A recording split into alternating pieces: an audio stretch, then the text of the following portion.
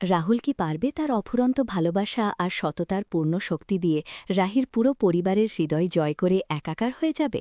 নাকি তিতলির হঠাৎ বিস্ফোরক আগমনে সেই সুন্দর অষ্টমঙ্গলার স্বপ্ন এক নিমেষে ভেঙে চুরমার হয়ে যাবে?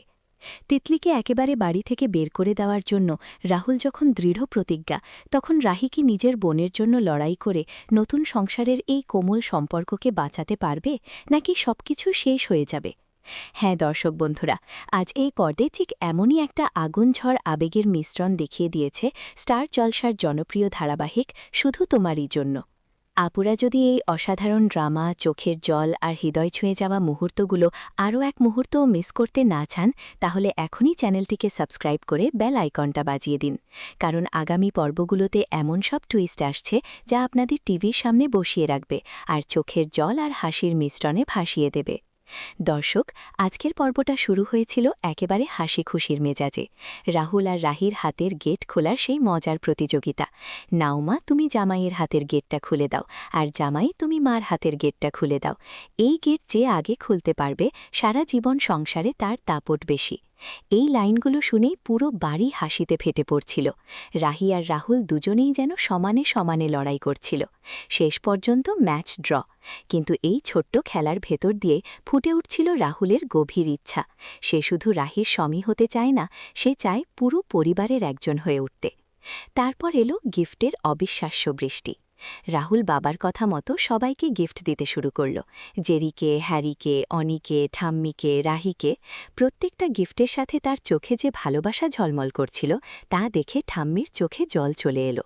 ঠাম্মি রাহুলকে কাছে টেনে নিয়ে বললেন, নাতনিকে চোখে চোখে রেখো বাবা, ও তো কখনো নিজের কথা ভাবতেই শেখেনি। এই একটা কথায় পুরো পরিবারের আবেগ উথলে উঠল।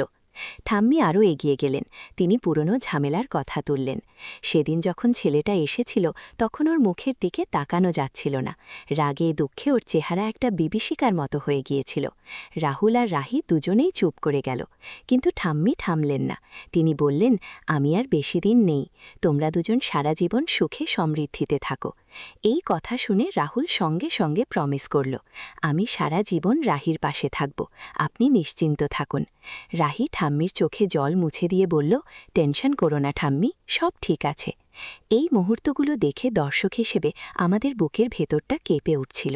এত আবেগ, এত ভালোবাসা, এত চিন্তা, সব মিলিয়ে একটা পুরো দস্তুর পরিবারের ছবি ফুটে উঠছিল। খাওয়ার টেবিলে এসে পর্বটা আরও বেশি রঙিন আর আনন্দময় হয়ে উঠল। রাহুল হঠাৎ বলে বসল, আজ আমি আর রাহি সবাইকে খাবার সার্ভ করব। পুরো পরিবার প্রথমে থ হয়ে গেল, তারপর হাসিতে ফেটে পড়ল। রাহুল বলল, আমাদের বাড়িতে প্রত্যেক রোববার ছেলেরা রান্না করে আর সার্ভ করে, আজ আমি সেই ট্র্যাডিশন ফলো করছি। একা হাতে সে সবাইকে খাবার দিতে লাগল। জেরির সাথে গেম নিয়ে মজা করতে করতে, হ্যারির সাথে হালকা তর্ক করে, অনির সাথে হাসতে হাসতে, প্রতিটা মুহূর্তে রাহুল যেন পুরো পরিবারের একজন হয়ে গেল। ঠাম্মি খুশিতে বললেন, জামাইয়ের হাতে খাওয়া, এ যেন স্বপ্ন সত্যি হয়েছে। রাহির মুখে সেই গর্বের হাসি আর চোখে ভালোবাসা দেখে আমাদেরও মন ভরে গেল। কিন্তু এই আনন্দের মাঝে যে বড় ঝড় লুকিয়েছিল, তা কেউ টের পায়নি। হঠাৎই তিতলির আগমন। রাহির দিদিভাই তিতলি, যাকে বারবার বাড়িতে ঢুকতে বারণ করা হয়েছিল, সে কাঁদতে কাঁদতে এসে হাজির। দিদিভাই, আমি তোকে খুব মিস করি, তুই আমাকে ক্ষমা করবি না? তিতলির এই কান্না আর আবেগ দেখে রাহির হৃদয় গলে গেল। সে তিতলিকে জড়িয়ে ধরতে চাইল, কিন্তু রাহুলের রাগ তখন আগুন হয়ে গেছে। তিতলি, তুমি এখানে কেন এসেছ? পিসি ঠাম্মার যা ক্ষতি করেছিলে তা ভুলে গেছ? তিতলি কাটতে কাটতে বলল যে সে টাকার জন্য জেরি আর হ্যারির কাছ থেকে টাকা নিয়েছে, ডিম্পিকে টাকা দিতে হয়। পুরো পরিবার স্তব্ধ হয়ে গেল। জেরি আর হ্যারি লজ্জায় মাথা নিচু করে ফেলল। রাহুল কড়া গলায় বলল, তুমি এখান থেকে চলে যাও, তোমার জন্য আমার আর রাহির সংসারে অশান্তি চলবে না। রাহি তখন একেবারে মাঝখানে পড়ে গেল।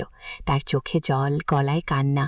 সে বলল, রাহুল প্লিজ, তিতলি আমার বোন, আমি তার দায়িত্ব নেব। আমি তোমার কাছে যত ঋণ আছে সব শোধ করব, কিন্তু তিতলিকে বাঁচাতে হবে। এই কথা শুনে পুরো দৃশ্যটা একেবারে হৃদয় বিদারক হয়ে উঠল।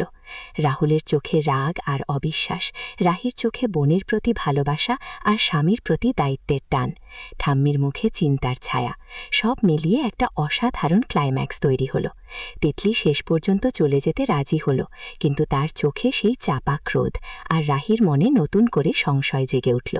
পর্ব শেষ হলো রাহির শেষ কথায়, আমি তোমার কাছে ঋণ শোধ করছি, কিন্তু তিতলি আমার পরিবারের অংশ। দর্শক, এই পর্বে যা দেখলাম তা একেবারে হৃদয় ছুঁয়ে গেছে।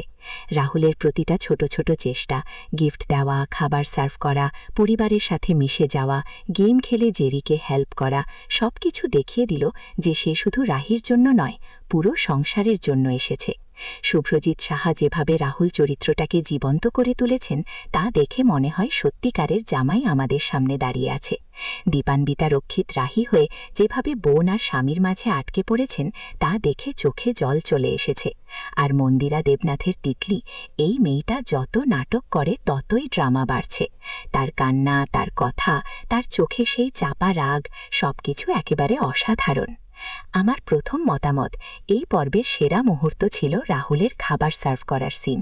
এটা শুধু একটা দৃশ্য নয়, এটা ছিল একটা বার্তা যে সে পরিবারের অংশ হয়ে গেছে।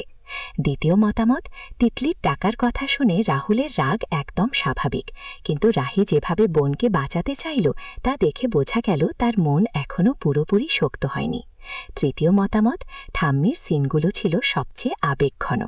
বয়স্ক চরিত্রগুলো যেভাবে গল্পকে গভীরতা দেয় তা অসাধারণ। দর্শক, আপনাদের কি মনে হয়, রাহি কি তিতলিকে সত্যিই বাঁচাতে পারবে, নাকি রাহুলের সাথে সম্পর্কে চির ধরবে? তিতলির পরবর্তী চক্রান্ত কি হবে? আগামী পর্বে কি রাহুল রাহিকে আরও কাছে টানবে, নাকি তিতলির জন্য নতুন ঝামেলা আসবে? কমেন্টে জানান আপনাদের মতামত। ভিডিওটা ভালো লাগলে লাইক করুন, শেয়ার করুন আর চ্যানেল সাবস্ক্রাইব করে পাশে থাকুন। পরের পর্বে দেখা হবে আরও বড় টুইস্ট নিয়ে। টেক কেয়ার, ভালো থাকুন, বাই বাই।